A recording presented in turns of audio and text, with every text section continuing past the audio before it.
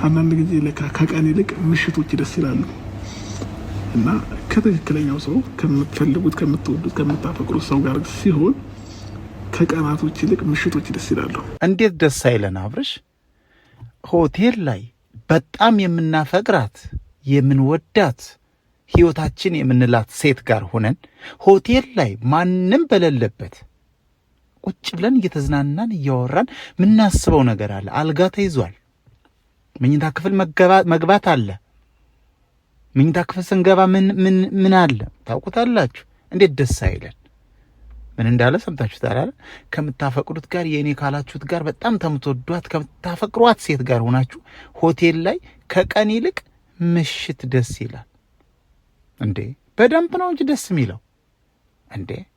የተያዘ ነገር እኮ አለ። ወጥቶ መሄድ የለም። ጋድ ብለስ አሜሪካ፣ ጋድ ብለስ እስራኤል።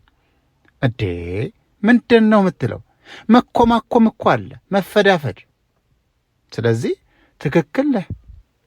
ከቀን ይልቅ ምሽት ላይ ከቆንጆዬ ሴት ጋር በጣም ተምትወዳት ተምታፈቅራት ሴት ጋር ምሽት ደስ ይላል።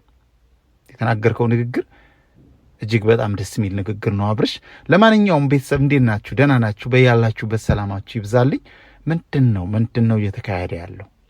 አብርሽ ከሄርሜላ ጋር ያለውን ነገር በጣም እያጠናከረው ነው።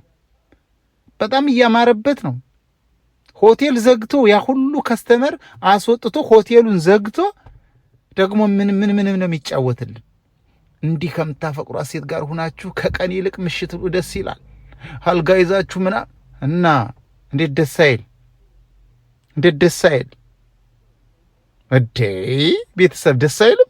ደስ ይላል። እናንተም እኮ ቆንጆ ወንድ ጋር ሆናችሁ ሆቴል ዘግታችሁ መኝታ ቤት አለ ተይዟል። ክፍሉ ጸዳ ብሎ እየጠበቃችሁ ነው። ምግብ እየተበላ ነው፣ እየተጠጣ ነው።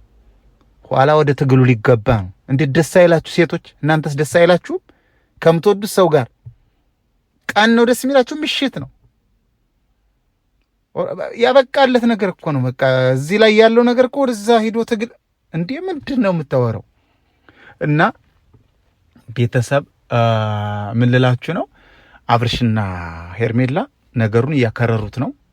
እኔ እንጃ እንትና እሷ ማነች ሩታ የሚሳካላት አይመስለኝም።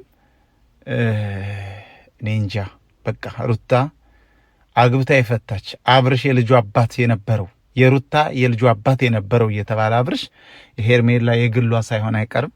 እሱን ነው ለነግራችሁ የመጣሁት። ጌሟ ላይ ደግሞ እኔ ለሩታ አንበሳ አዘጋጅቼ ነበር፣ ግን ሩታ እዚህ በፊት በፍቅር ስላንገላታችኝ ለሄርሜላ ሰጥቼ ሄርሜላ ብታሸንፍ ምን ይመስላችኋል? ሄርሜላ ሰው የላትም እየተባለ ነው። ብዙ ሰዎች ኮመንት ላይ ጻፉልኝ ሄርሜላን ብትደግፍ ጥሩ ነው እያላችሁ ነው። አንበሳው ታስሯል፣ ይለቀቃል። ወዳችኋለሁ፣ አከብራችኋለሁ።